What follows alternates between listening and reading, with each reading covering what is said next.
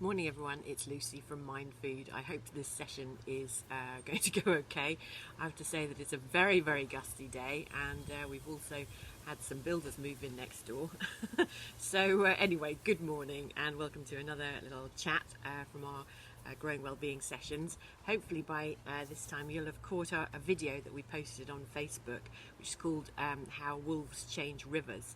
And we absolutely love this film because it's such a good example of how interconnected all of life in an ecosystem is, and the ripple effect of small changes, and also how our proactive restoration of an ecosystem can lead to changes that we couldn't possibly have anticipated. And really letting nature do its thing is the most powerful thing that we can do.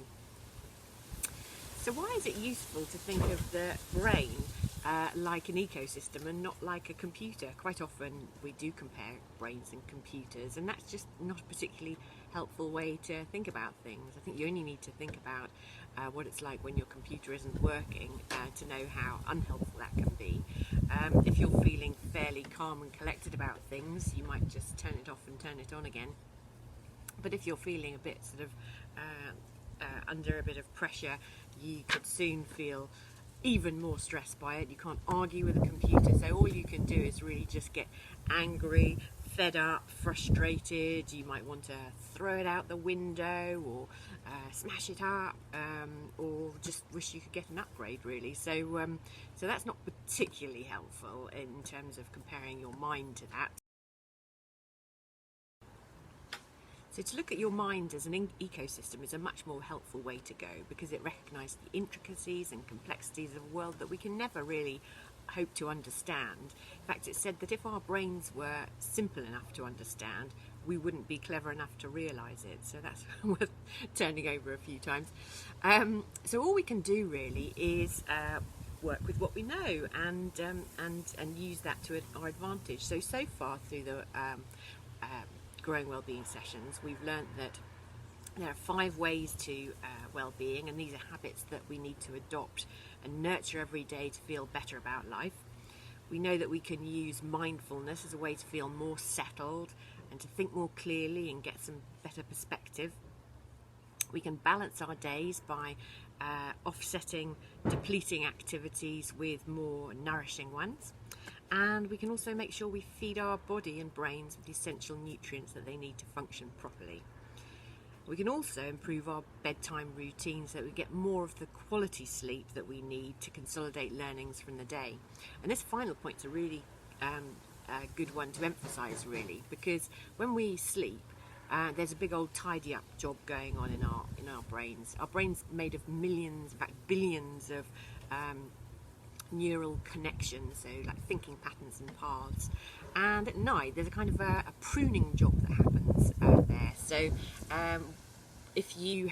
basically what happens is useless connections get kind of pruned out, and the more useful ones, the connections that are deemed to be more useful, they're the ones that stick. So if you spent your whole day being super worried, it's like working out your worrying muscles. You're just going to become an Olympic warrior, and that will eventually become your autopilot, because those will be the connections that are deemed to be the most useful ones.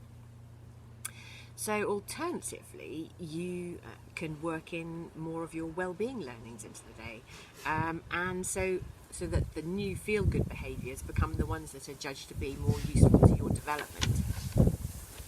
And I think it's really important to emphasise, blown away here. I think it's really important to emphasise that this all takes a lot of time. So it's really important to realise that recovery from anxiety and depression isn't linear. It's not a steady process. It'll all go in fits and starts. And one of the most tricky things is when you start to feel better, there's a tendency to kind of want to get back to normal, and that's when you more likely to bite off more than you can chew. After all, it's being your idea of normal that didn't actually help you in the first place. So you really want to stick to these well-being habits if you can. And you might take a bit of a tumble one day, you might have a bit of a low, feel you're back to square one. But actually, you're not at square one anymore, because you now know that there are things that you can do to improve your well-being, and you should only really look at these down days as a blip. And on top of all of that, you of course now know that there is Mind Food there to support you if you need support, or even just to give you a simple pep talk.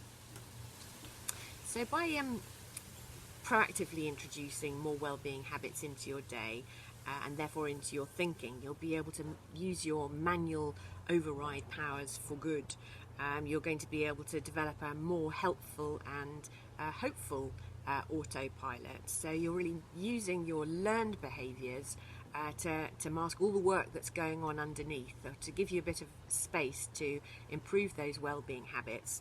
And it might not come naturally, things won't happen fast, but you do just need to keep plugging away, and that's all big picture stuff and about the long game, which we've been talking about pretty much every week since the beginning of these. So anyway, I think that's about it for now. The drilling's starting in the back there, and anyway, I hope you've really enjoyed these Growing Wellbeing chats. If you could like, love, follow us wherever you find us, and if you could share this with anybody you feel could benefit. Thanks very much. Bye.